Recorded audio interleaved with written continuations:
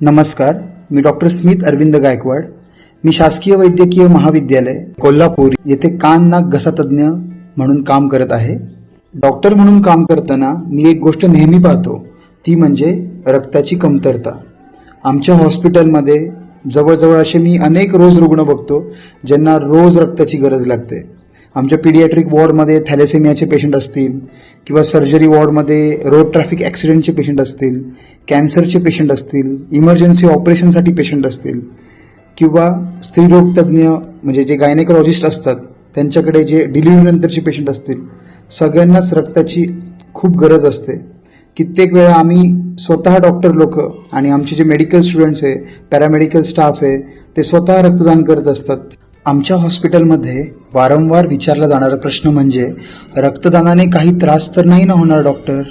तर चला आज आपण पहिले तो गैरसमजच दूर करूया. पहिली गोष्ट, रक्तदानाने अशक्तपणा येतो का?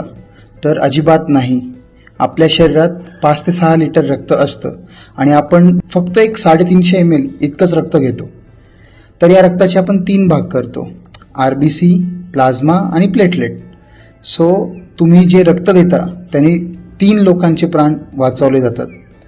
24 तासात आपले शरीर परत नवीन रक्त तयार करते. 45 दिवसात तुम्ही जास्त फ्रेश होता, कारण तुमच्या शरीरात फ्रेश रक्त तयार होतं. तुमचे बोन मॅरो ॲक्टिव्ह होते, कोलेस्ट्रॉल कमी होतो, हृदयरोगाचा धोका जवळजवळ 85% इतका कमी होतो. HIV होतो का? तर अजिबात नाही, कारण जे निडल्स वगैरे आपण वापरतो ते एकदम स्टराईल असतात. तर आता रक्तदान कोण करू शकतं? खूप कॉमनली प्रश्न विचारला जातो. तर एकदम सिंपल आहे.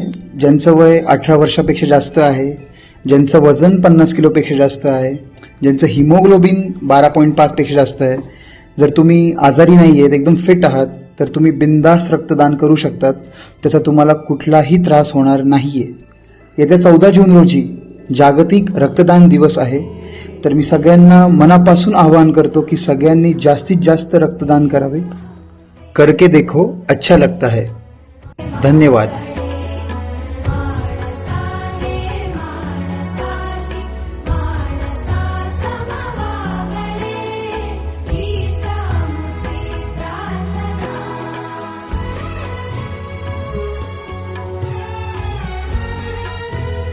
धर्म जाती प्रांत भाषा वेश सारे संपुदे